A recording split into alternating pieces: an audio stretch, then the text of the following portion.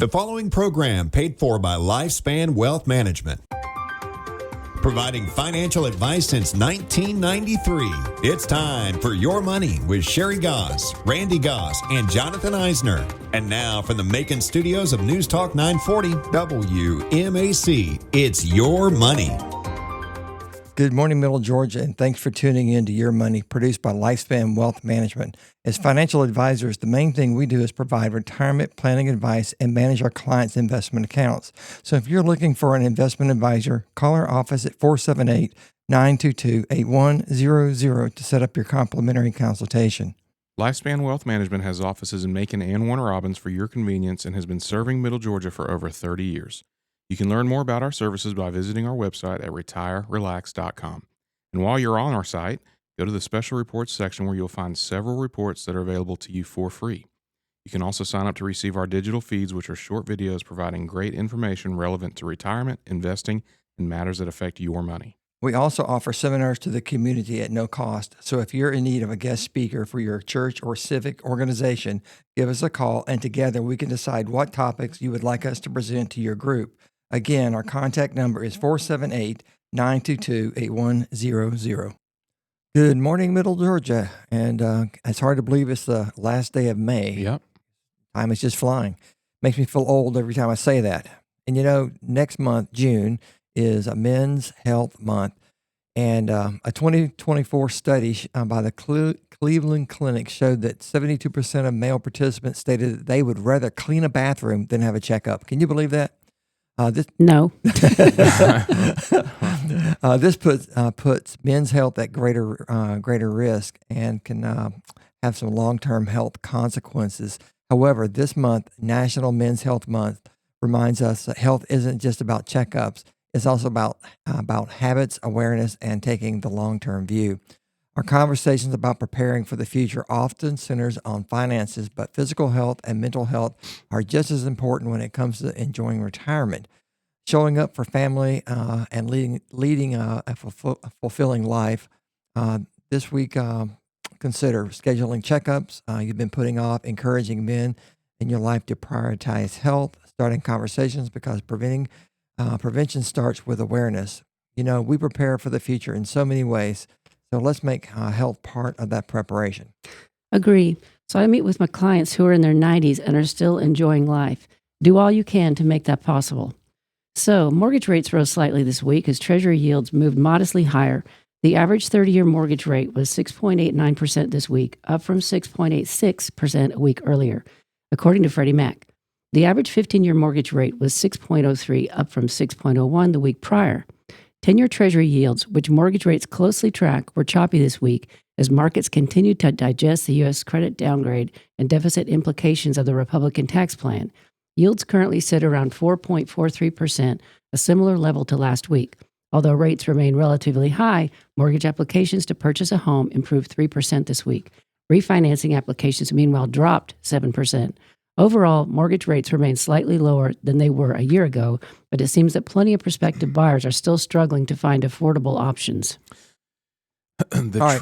In case you haven't heard, Apple has released iOS 18.5 and Mac OS updates, patching dozens of major security flaws. Experts are urging users to install the updates immediately to protect against potential exploits.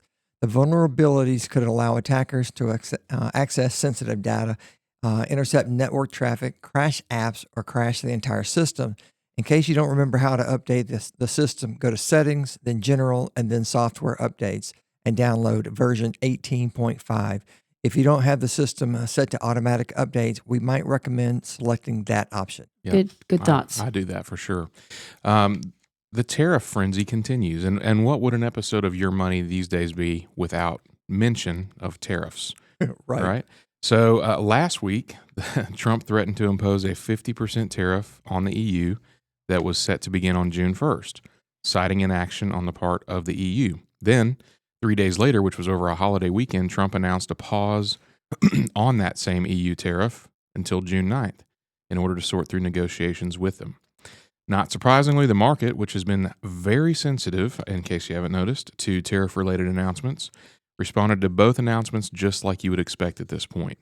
We had a down day when the threat of the EU tariffs was announced, and then a very big up day when the delay of those very tariffs was announced a few days later.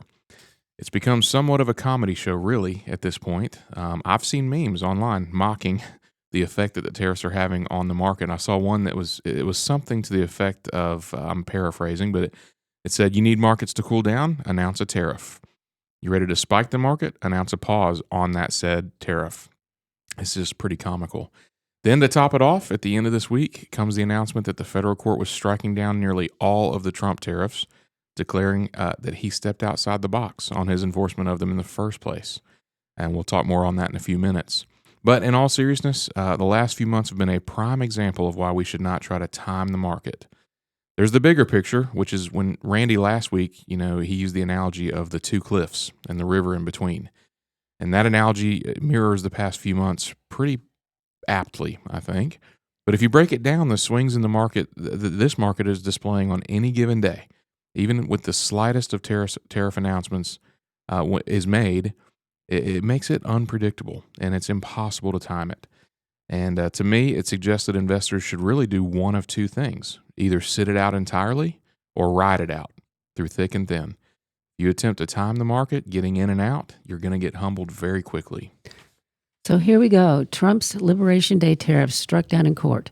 U.S. stock futures surged in early trading on Thursday after a federal trade court struck down President Trump's sweeping Liberation Day tariffs and declared the president exceeded his authority by imposing them. The three-judge panel at the Court of International Trade ruled Trump's tariffs imposed on April 2nd should be set aside, siding with business groups and Democrat-led states that asked the court to strike the tariffs down as unlawful. The judges agreed with plaintiffs' claims that Trump doesn't have authority to impose tariffs under the International Emergency Economic Powers Act, which gives presidents the power to impose some sanctions during national emergencies. IEEPA does not explicitly mention anything about tariffs, which plaintiffs argued mean that Trump doesn't have authority to impose them under the law, and the trade court agreed, writing, "Any interpretation of IEEPA that delegates unlimited tariff authority is unconstitutional." The ruling halts Trump's tariffs on nearly every country, minus the tariffs on Mexico, China, and Canada that were imposed prior to April 2nd. But the White House is likely to appeal the decision, and either an appeals court or the Supreme Court could quickly put the tariffs back in effect. Yeah, I think since we wrote this up, they have come back and said, have you guys seen? They have come back and said that the tariffs may remain in effect. May. I have heard that. Okay. Again, everything's just a toss-up. But Right. So how have the markets responded to the court rulings? Well, stock futures surged early on Thursday morning. Benchmark S&P 500 futures rose 1.5%. Dow futures climbed 1.1%, and the tech-heavy NASDAQ futures had the biggest bump as they rose 1.9%. But that was early in the day. That was early in the day, and then it all fizzled. It fizzled and it pulled right back to almost zero. Yeah, it did. At the same time, key Asian markets responded positively to the court rulings. China's Shanghai Composite Index and Hong Kong's Hang Seng Index rose 0.7% and 1.35% respectively. Also, the main Japanese and South Korean indices both surged nearly 1.9%. The president has not directly commented on the ruling yet, but White House spokesperson Kush Desai told various outlets that trade deficits amount to a national emergency that has decimated American communities, left our workers behind, and weakened our defense industrial base. Facts that the court did not dispute. He then criticized the ruling, saying it's not for unelected judges to decide how to properly address a national emergency, and the administration is prepared to use every lever of executive power to address this crisis and restore American greatness. In their ruling, the three-judge panel wrote that Trump's executive orders covering his Liberation Day tariffs exceed any authority granted to the president by IEEPA to regulate importation by means of tariffs. Trump is all but certain to appeal the court's ruling to the U.S. Court of Appeals for the Federal Circuit. That court could put the tariffs back into effect, as Bloomberg noted in April. That court has historically been deferential to presidents when it comes to tariffs. It's likely the dispute will ultimately be decided by the Supreme Court, though it's unclear how and when justices could rule on the issue. Trump could also try to impose his tariffs through other laws, but legal experts told Forbes prior to Wednesday's ruling that other laws would require Trump to go through a lengthier process to impose any tariffs. Yep. More to come, basically. Yep. All right. Most households say finances are right even as inflation still bites. And according to a survey by the Federal Reserve, U.S. households reported little change in their economic well-being last year. The cost of living remains a top concern among households, but nearly 3/4 of adults say that they are doing okay or living comfortably. The poll of over 12,000 households captured the economic mood in the closing weeks as of a presidential campaign that returned Donald Trump to the White House. The poll found 73% of respondents at least doing okay economically versus 72% the year before, and below the high of 78% in 2021 when the federal pandemic income support programs were running full steam. Yep, that overall finding masked significant divisions among varying demographic groups. Among those with a college degree, 87% said they were doing okay, unchanged from the year before, but only 47% of those with less than a high school diploma felt the same way. I wonder why. Right. In contrast to views about the personal circumstances, however, only 29% considered the economy as a whole to be good or excellent, higher than the 22% reading in 2023, but well below the 50% who held that view in 2019, which was before the pandemic. Though inflation had moderated by late last year, prices remained a top concern, with 60% of adults saying rising prices from one year to the next had worsened their finances, and 79% changed their shopping and spending habits as a result. In 2023, 65% of those surveyed had felt inflation was making their financial life worse. So I have to say that I've changed my habits at the grocery store. I've switched the eggs I buy to less expensive egg whites. Mm-hmm. I've switched from doing much beef to a lot of ground turkey because it's so inexpensive. I mean, I look at the prices and I could afford to pay for an expensive steak, but to me, it's just not. The last time we did that, it wasn't even worth it. The turkey burgers tasted better than that steak. So you just got to figure out how to make your budget work and what to go buy and what to cook and how can you save money and keep your life simpler. Because I just don't know. I don't go down any of the aisles that have processed foods. I don't buy any of that stuff. And I think that's a huge problem where people continue to buy what they want to buy, regardless of what it costs and what their budget looks like. And this is, we should be learning this by now. I mean, we've been through this for a while. So I agree. Anyways, something to put on your shopping list is maybe a meal plan, and then buy only what you need for your meal plan, and stay out of those middle aisles with the Doritos. Yeah. Anyways. So one closely followed top-line question about cash available for emergency spending showed no change, with 63% of adults saying they would cover an unexpected $400 expense using cash or its equivalent, the same as in the past 2 years, but down from 68% in 2021. The survey also showed the fading effects of the Great Resignation in the job market, a pandemic-triggered reshuffling of the workforce. Yep. And the article went on to have a lot of numbers about how people are not as happy with their job changes as they were over the last few years. We just didn't want to bog this down with too many numbers. But right. that period of time was an interesting time with everybody shuffling jobs and it benefiting them. Yes. And now we're seeing that. Well, that we knew that was going to stop. For we just sure. didn't know when. But, right. I'm glad to see that it stopped. We're starting to see it slow down for sure. All right. So how consumers are holding up can be seen in credit card debt. Last week's report from the New York Fed showed declining rates of delinquencies during the first quarter. This report provides valuable information on various types of consumer debt levels and insights into how people are managing their debt levels. In the first quarter, credit card debt dropped by $29 billion down to $1.2 trillion. The decline in credit card debt to begin the year was expected and typical with a pullback and pay down in spending following a holiday season. Looking back over the last 5 years, credit card debt has grown by 27% since the pandemic, but still only makes up 6.5% of the total household debt. In the last 12 months, credit card debt grew 6.3%, which is in line with growth trends prior to the pandemic, but slower than the outsized growth rate of 12.1% and 17.9% in 2023 and 2024, respectively. While credit card debt and payment volumes continue to rise, delinquency rates have stabilized, and the decline over the last several months, which indicates that the overall improvement in consumer financial health. Well, thank goodness. Yep. Right. Yeah, I hate people being in debt. And the other thing with these surveys is you don't know what the age of the people are that they're surveying. And if they're 65 and older, a lot of those people are set. I mean, they've saved and they've got Social Security coming in and Medicare and all of that. So it's a whole different ballgame. It's kind of hard to compare someone in that scenario to somebody that dropped out of high school. You know For what I mean? sure. I don't Yeah. know. It's kind of difficult. You're right. Anyways, New tariff policies might be setting the stage for cyber criminals to scam consumers. Fraud attempts may appear in the form of a tariff payment request, text, or email claiming to be from a retailer, delivery company, or government agency. The ever-changing and unfamiliar landscape of tariff policies, along with economic strain, can create the perfect storm for cyber criminals. That's because people are expecting to pay more but may not fully understand how tariffs work exactly.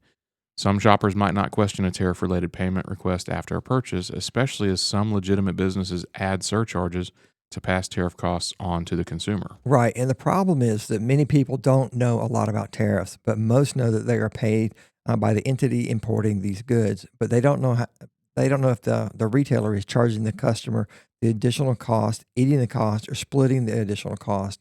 Despite the recent trade agreements, the consumer still pays the overall average effective tariffs rate at 17.8%, the highest since 1934, according to the recent report by the Yale Budget Lab. James Lee, the president of Identity Theft Resource Center, said that it's not unusual for scammers to take a government action, whether that's a new program or a policy, and use that as the basis for a scam. absolutely. The Pre-Crime Labs team of B4AI, a cybersecurity company, discovered about 300 domain registrations from cyber criminals related to tariffs in the first few months of the year. Some spread misinformation, while others are financial scams aimed at businesses and consumers. One site at the company found was a newly registered phishing domain positioned to lead consumers to believe they are required to make payments to a legitimate government entity. And to make matters more confusing, some package payment requests are real. There are some cases where consumers might legitimately pay for products purchased from another country, namely customs duties. Sometimes the U.S. Customs and Border Protection will charge consumers a processing fee in order to release an important good. That's not common, but it's also not unusual. And that really depends on what it is and where it's coming from. So let's talk about the tariff scam red flags. It's easy for anyone to fall victim to a fraud scheme. The longer it takes for the government to craft an exact policy, the better and more sophisticated the attacks are going to get. Your top priority is to avoid sharing personal information like social security numbers, bank details, or account login credentials, especially under the guise of tariff processing. Here's what you need to watch out for. First, unsolicited and urgent messages. And this is more of a blanket, I think, statement, not just tariff related, but absolutely. Unsolicited and urgent messages these days are almost always bad news. But emails, texts, or social media ads promising tariff relief, vouchers, exemptions, or urgent offers like pay now to avoid the tariffs, they're very likely scams. Not only are legitimate retailers unlikely to encourage tariff evasion tactics, but also the urgency is meant to pressure consumers into accepting. Also question unsolicited phone calls, emails, or text messages about a package held up at the post office because of an unpaid fee. If you receive a request to pay import fees or duties on a purchase, look for the Form 7501, which is an official government document detailing the import. Right. And the next one is suspicious site links in emails. Scammers will create fake websites, emails, and phone numbers to mimic retailers, governments, or government agencies. If you receive a message, check for misspellings in URLs or email addresses that don't match the supposed company or entity. Say a message from a U.S. government official that does not come from a .gov email. You can use tools like Whois, that's WHOIS, and a database that stores information about registered domains and IP addresses to authenticate the website and confirm registration details. Very good. Third, the last item is the lack of transparency. Reputable merchants would clearly label tariff-related fees at checkout and provide contact information for inquiries. Otherwise, the lack of transparency is a red flag. Scammers make a lot of money every year defrauding people just like you out of their hard-earned money. You need to be vigilant in all of your transactions online and on the telephone. Be very careful about what you post on social media sites. Scammers skim data off those sites and can build a fake you out of this information. And with AI, it is extremely believable. So be careful. I had a client just last week tell me that she went to a website and she thought she was on Amazon, and she was in the process of making an order, and she'd made some purchases and the deals were like too good to be true. And so she went down that rabbit hole. And when she went to go pay, she realized she had been hacked and sent to a different site that was not even Amazon anymore. And she was able to stop out of it. Yeah. And she's a very bright person. I mean, she pays attention, but she caught it at the very last minute that she should get out of there. You know, every day I get an email that says either my Microsoft 365, my Norton antivirus, my Geek Squad has been renewed every day. Yes. And what they want you to do is they want you to call and dispute the charge, and then they want to get your credit card number. These are known scams. So when you get this kind of stuff, just delete it. Just don't even. If you know you don't have the subscription, just delete it. But the other thing that I get almost on a daily basis is it's a text that says that I have an unpaid parking ticket. Oh yeah, yeah. Tia was getting those too. That's a whole nother scam. Yep, just delete that. But the other thing, I just got a new LLC for a piece of property, and about 2 days after I got approved from the Secretary of State, I received an official looking letter in the mail. Says that I owed $100 for labor law signage that I was supposed to post. And it looked just like it came from the Secretary of State website, or from the Secretary of State, that I had to buy these posters to post, and it was not from the Secretary of State. I just threw it in the garbage. I knew what it was. It was just a ploy to get me to pay But I bet a lot of people would pay the $100. For sure. They would. Because they don't realize those forms are free.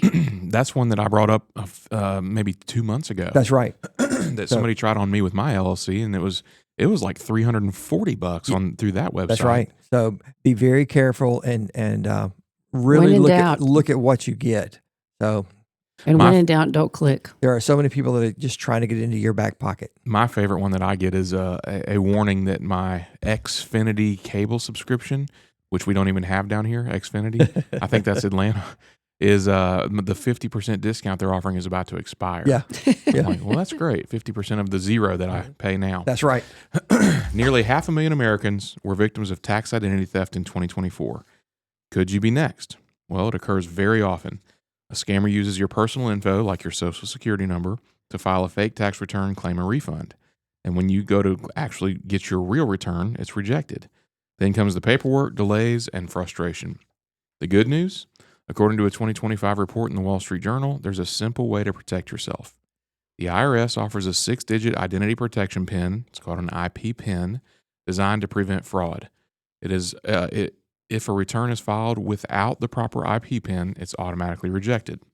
So we went through this back when the kids were younger. Somebody stole a database from the base, and they had all of Randy, me, our kids' names, social security numbers, and they filed all these fake tax returns. And it took a year for the IRS to correct it and for us to get our refund. Actually, we didn't get a refund. We got a tax credit for the next year. Oh, that's right. Well, good memory. But anyway, so yeah, please use what he just said to do. Please use this IP PIN. And tax season's gone, but go ahead and get the IP PIN now for the next year. Very good. This PIN is unique, is changed annually, and you can even be issued for your dependents. It also helps manage delays caused by false positives, returns that are flagged incorrectly for fraud. Simply go to the IRS website and search for IP PIN, and you'll find the page titled Get an Identity Protection PIN. Follow the instructions. It's pretty simple. And if you already filed your taxes for the year, make a note to yourself to do this before you file next year. For sure. Are we at halftime, or do we have time for one more? We just do halftime a little early today. Okay. You've been listening to Your Money, produced by Lifespan Wealth Management with your hosts, Sherry Goss, Randy Goss, and me, Jonathan Eisner. If you'd like to contribute to the show, you can email Randy at rfmoney.com with a question or topic that you'd like us to cover in a future broadcast. Our number is 478-922-8100. We have offices in Macon and Warner Robins for your convenience. And you can find out more about us by visiting our website, retirerelax.com. Lifespan Wealth Management has been serving the Middle Georgia area for over 30 years, helping people like you achieve their investment and retirement goals. And if you're in need of a financial advisor, please contact our office at 478-922-8100. We also offer seminars to the community at no cost. So if you are in need of a guest speaker for your church or civic organization, give us a call and together we can decide what topics you would like us to present to your group. Again, our contact number is 478-922-8100. Now back to the show. All right, so Federal Reserve Chair Jerome Powell told Princeton's Gen Z graduates that avoiding risks might be one of the biggest career mistakes that they could make. As the class of 2025 enters the workforce and starts their own businesses, the millionaire businessman's top piece of advice is to face the fear and just do it anyway. Chasing the magic of successes like Sam Altman, Rihanna, and Simone Biles, Gen Z grads may not be fully aware of all the failures they'll have to traverse on the way to the top. But Jay Powell has a reality check for the next generation of workers. You can't make an omelet without breaking a few eggs. As you strive in the coming years to reach your full potential, you'll need to take risks and, yes, make mistakes as well. Powell told the graduates during his commencement speech this past Sunday, "Everyone, and I mean everyone, makes mistakes. Take it from an expert. But the bigger mistake is to avoid taking risks. If you're not falling from time to time, you're not asking enough of yourself. All you can say to you is go for it. All I can say to you, Powell said, all I can say to you is to go for it. Throw yourself into the deep end of the pool, believe in yourself, take risks." He continued, "When you fall down, and you will fall down, get up and repeat the cycle." Yeah, Powell's advice for Gen Z graduates: take the leap and pull others up with you. Many Gen Zers don't aspire to climb the corporate ladder as millennial counterparts did during their 20s. Instead, they're opting to remain individual contributors for as long as possible. Some are even launching their own businesses, making leaders in any case. But the reason for not wanting to climb the greasy pole: too much responsibility. And Powell assures them that this is completely normal. Powell told them, "It's very common to think that you're not ready, but just know that no one really is ever ready." Whether or not they're ready for management, Powell shared how he made the leap in his career. As a junior associate at Dillon Reed and Company in the 1980s, he was desperate to meet the boss running the firm, former U.S. Senator Nicholas F. Brady. So one day he plucked up the courage and walked to the corner office and asked for an audience. The meeting was brief, and Powell was extremely nervous. But 2 months later, Brady asked Powell if he would work on a project with him. It was a big break that came from one bold action. A little bit of initiative at the right time can make all the difference. The initiative is the rocket fuel of life, Powell recalled. As I look back, many of the most important developments in my life trace back to a few occasions where I showed just a little bit of initiative. And when the class of 2025 gets a taste of success stepping into leadership roles, Powell stressed the importance of paying it forward. As you assume higher responsibility, understand that a big part of your job is to bring along the people behind you, he said. Be the leader that people can learn from, the one that people want to follow. The class of 2025 is also getting an essential career advice from the most unlikely of people. One of them being Sesame Street icon Kermit the Frog. Echoing the same sentiment as Powell, the celebrity Muppet advised Gen Zs to share the spoils of their success. As you prepare to take the big leap into real life, here's a little advice. Kermit told recent graduates from the University of Maryland, rather than jumping over someone to get what you want, consider reaching out your hand and taking the leap side by side, because life is better when you leap together. And rap icon Snoop Dogg also shared lessons from his career, which spans music, acting, investing, and entrepreneurship. Despite being one of America's most recognizable celebrities, he told the class of 25 at USC Marshall School of Business that he's been an underdog his whole life. Hardship and rejection was thrown his way, but that didn't knock him down from succeeding. This is a quote from Snoop Dogg. But guess what? I didn't let none of that stop me. I stayed true to myself. I stayed focused on the vision, and I turned them no's into yeses. See, adversity is like the gym for your soul. It hurts, and it's heavy, but it builds you up. All of that's great advice. It was all great. From Snoop Dogg. Yep. All right. Is it smarter to buy or rent a second home? As summer approaches, your thoughts may drift towards escaping your daily routine. Whether your idea of a perfect vacation is sitting on a pristine beach, fishing in a mountain lake, or playing the back nine between pickleball matches, many of our clients have come to us over the years with the same question: should I buy a vacation home or just continue to rent? As financial professionals, our answer is it depends. Sorry, but we can't be more clear than that. Renting a house for a week or two can be less expensive and less time consuming than buying a vacation rental.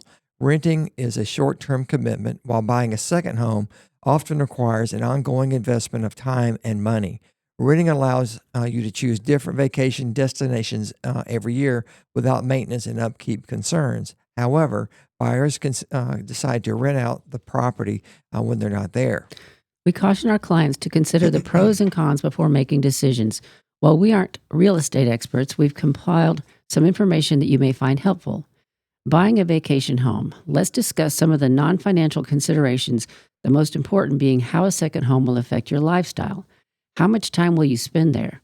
If you only intend to spend a few weeks a year there, is renting a better choice? The expense and hassle of owning a second home may not be worth it unless you stay a few months each year to enjoy the place.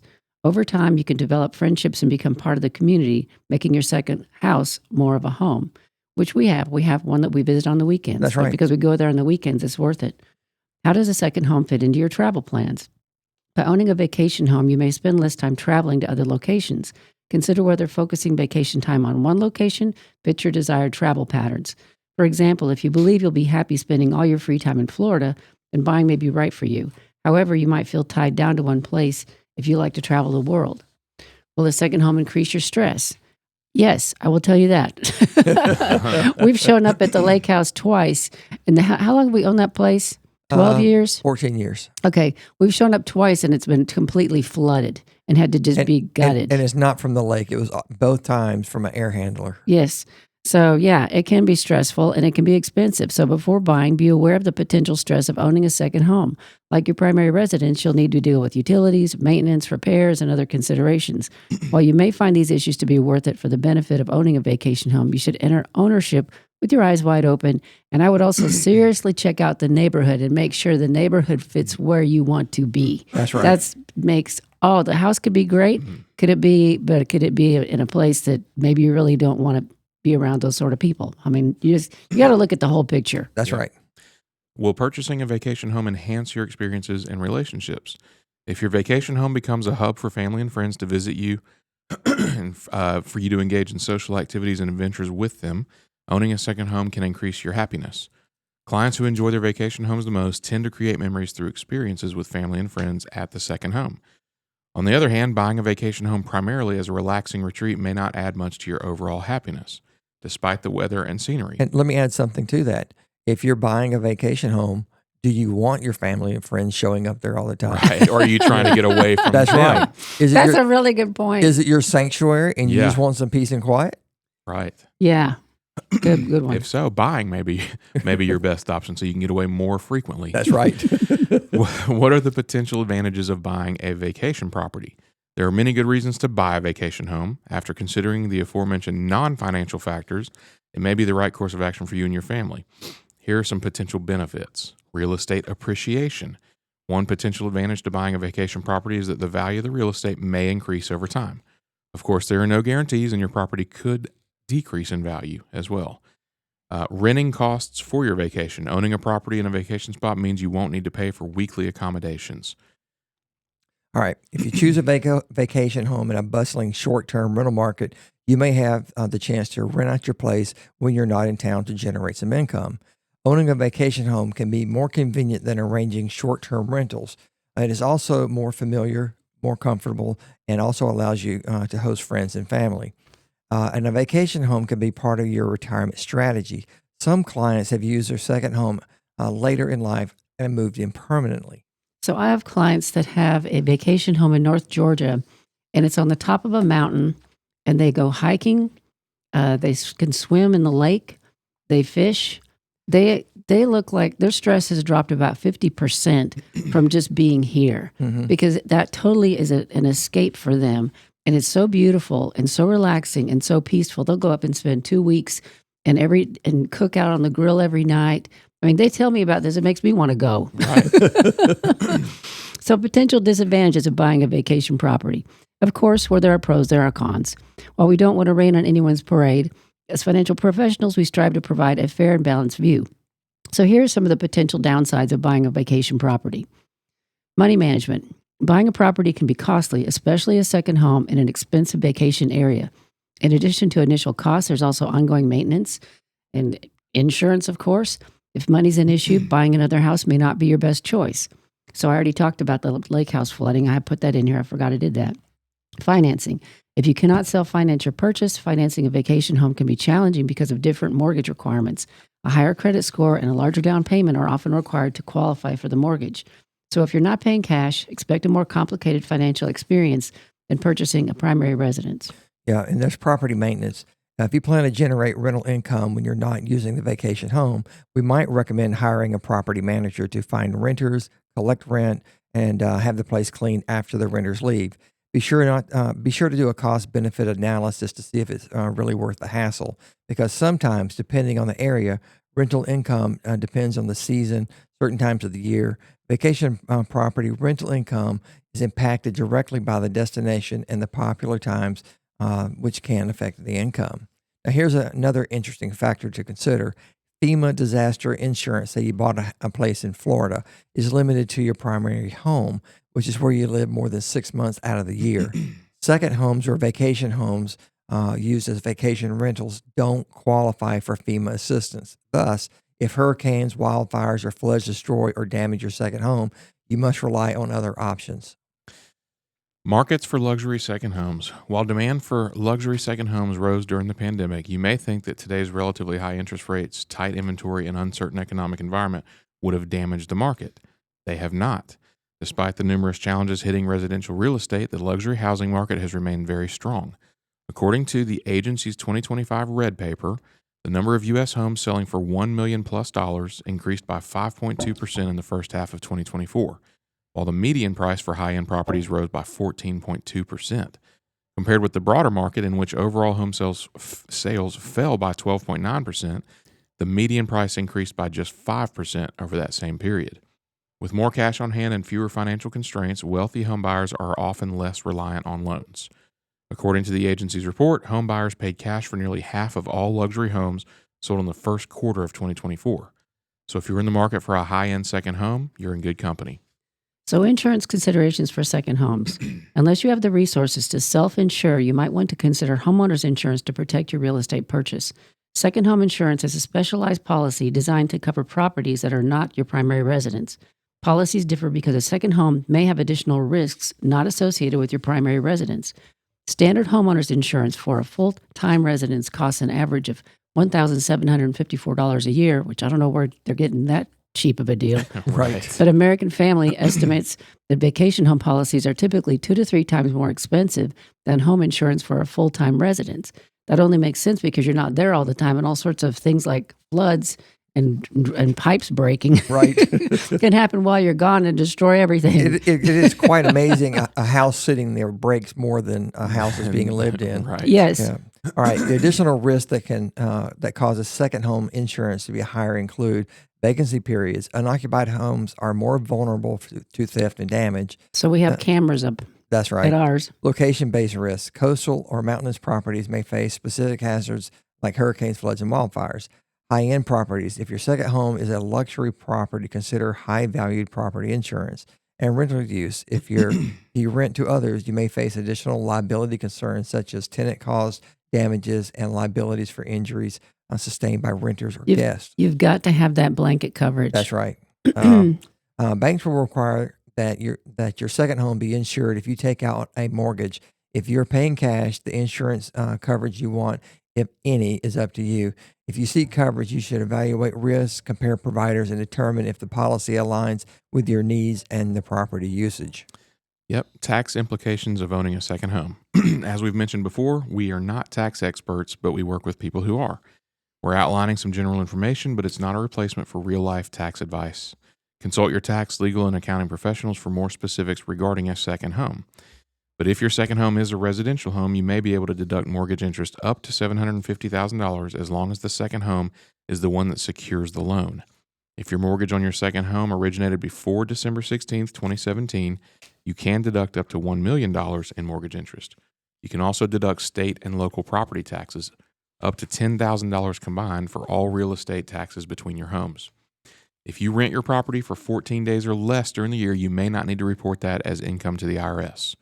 If you rent your second home for more than 14 days, the IRS considers it an investment property.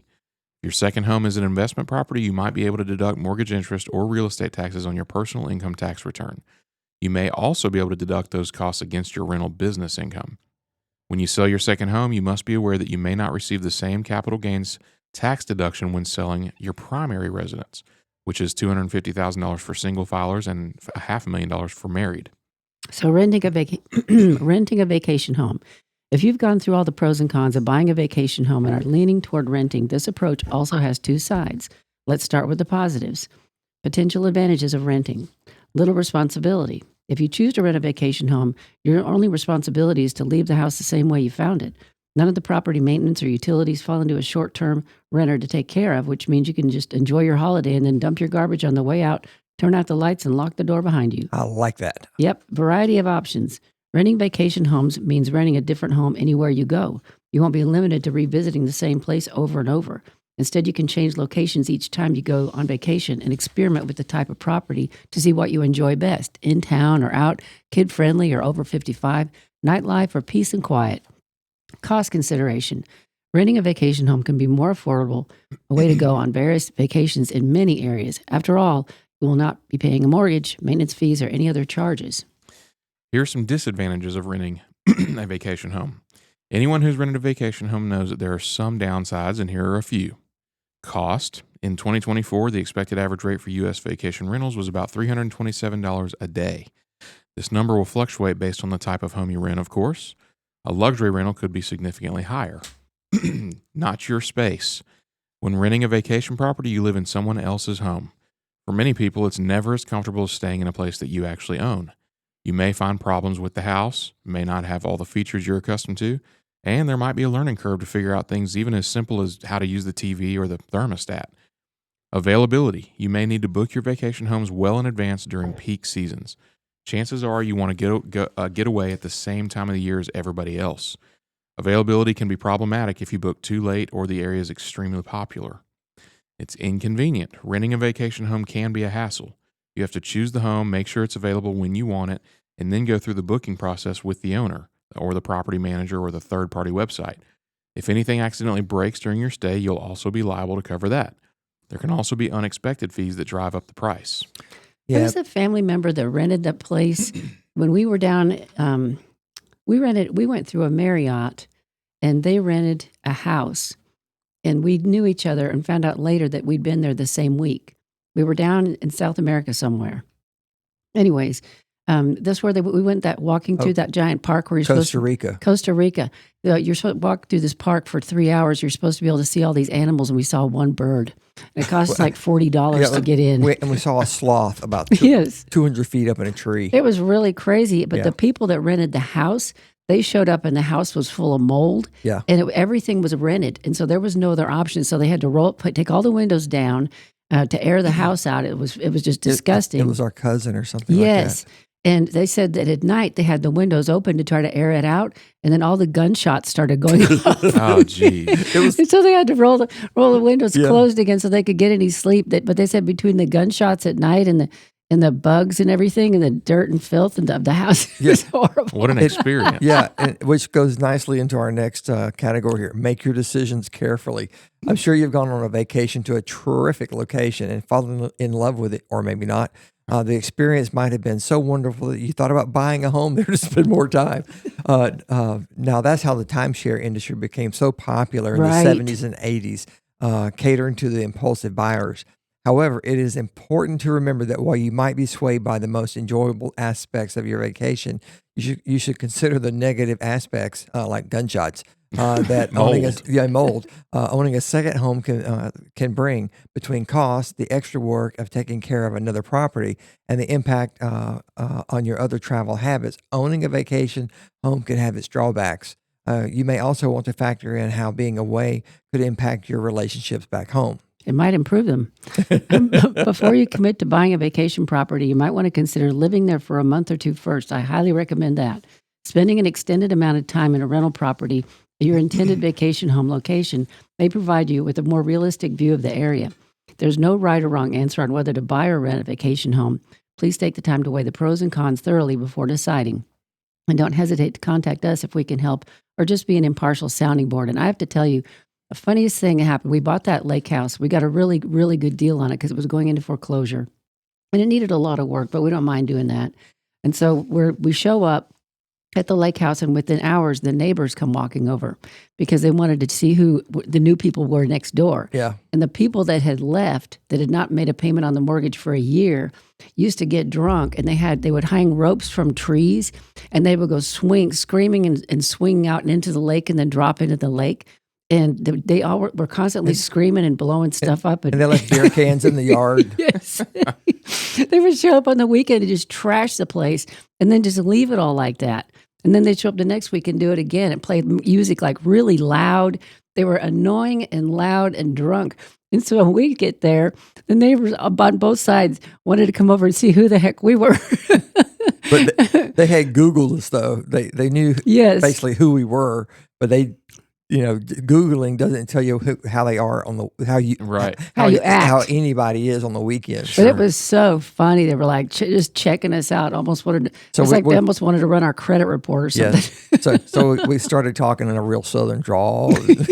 I have some clients that have a couple rental properties in South Carolina and on the coast, and every time I meet with them, they're so stressed out, beyond stressed.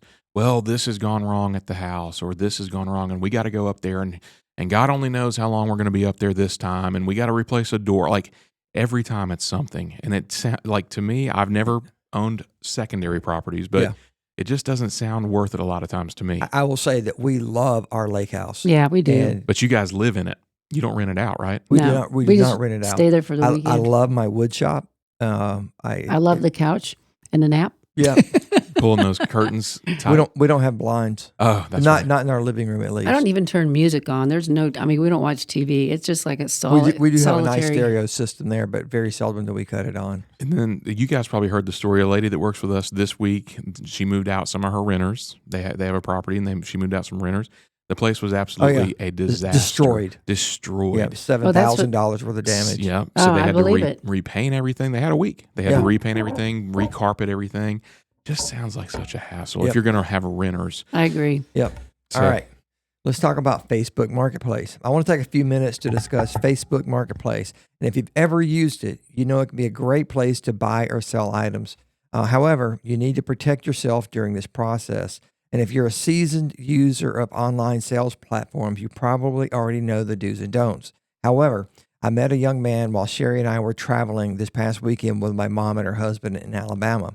Which was a treat. It was a great trip. It was pretty good. We were in the hotel lobby getting our breakfast, and there was a young man whose name is Joseph, and he was struggling to get his breakfast to the table because he had to use a walker due to an injured leg. And Mom and Sherry jumped to his rescue and got his meal and his drinks to the table, and then we all went about our day. Later that evening, he was sitting outside on a bench when we returned to the hotel, and I stopped and asked him how he was doing and how he injured his leg. And he surprised me when he said he had been shot. So he quickly pulled out his phone and showed me the pictures of his knee the day after he was taken to the hospital. And I could have done without seeing those images because they weren't pretty. And he explained that he was purchasing a car that he had found on Facebook Marketplace for $5,000. When he went to buy the car, the fake seller pulled out a .40 caliber handgun and shot him in the knee. And he was lucky to be alive. He said he almost bled to death in the parking lot. And he was fortunate that someone was driving by and saw him laying in the parking lot. The bullet destroyed his knee, and now he has a 3D printed replacement knee, but he has about 5 more months of rehab before he can even be able to walk without a walker. Joseph was not a first-time Facebook Marketplace user, and he said he knew better than to go meet a stranger in a strange place, but the guy just seemed so nice on the phone, and he was upfront with all of his questions, and he just let his guard down, and it just about cost him his life. That said, I just wanted to go over some common sense things that we all need to remember. First, using this case as an example, meet in a public place and carry someone with you. Never go alone. But if you have to go alone, let someone else know your plans. And there's even a place on Facebook that allows you to create a share your meetup plans with a friend.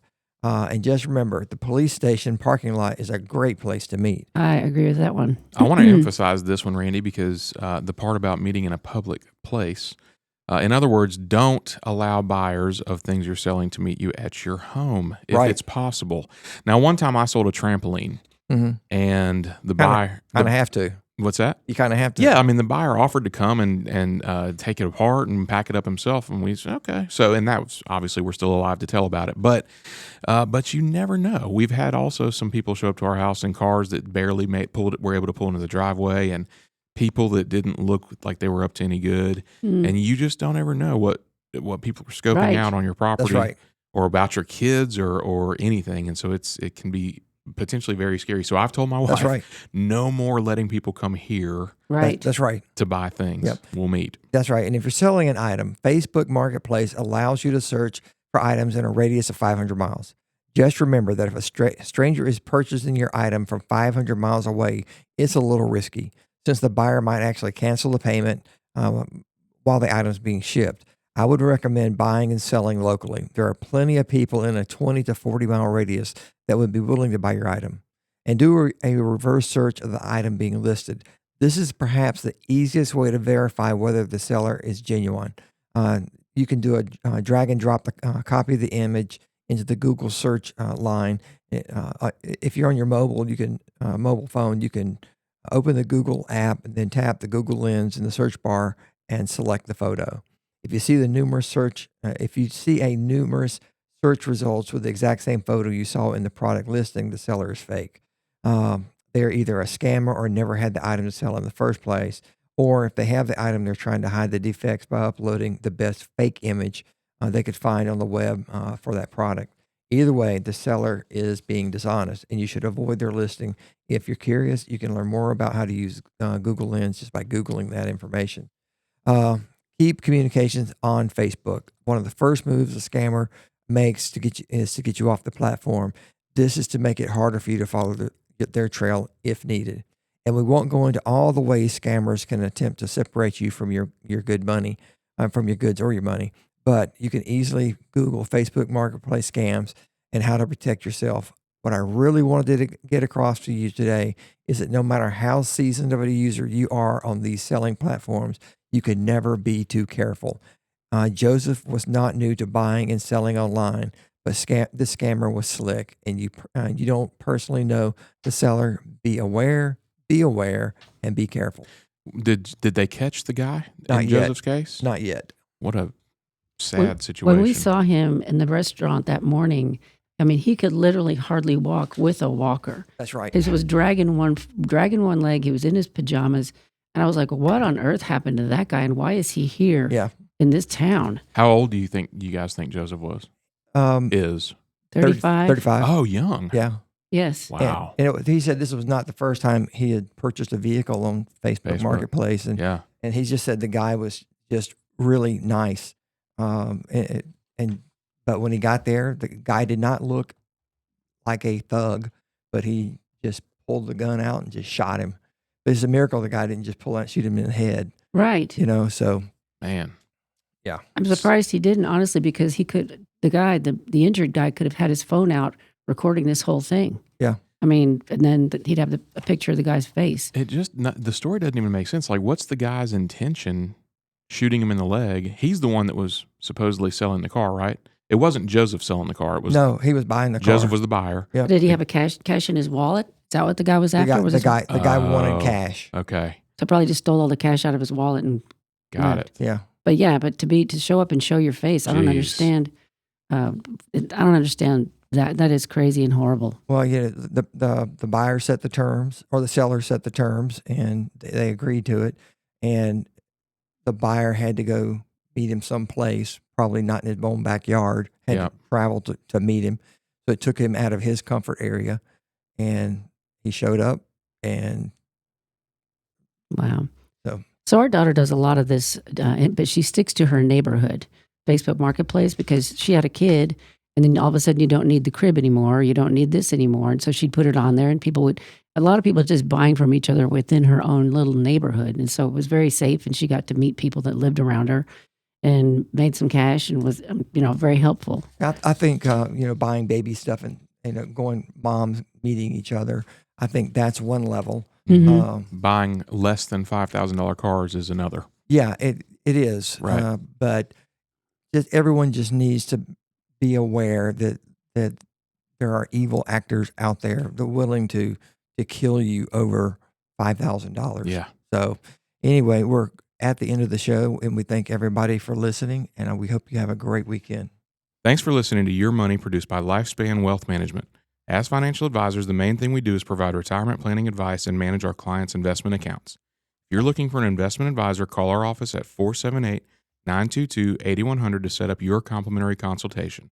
You can learn more about our services by visiting our website at retirerelax.com. And if you'd like to contribute to the show, you can email me, randy@rfmoney.com, with a question or a topic that you would like for us to cover in a future broadcast. And we look forward to connecting with you next week. Have a great weekend, everyone.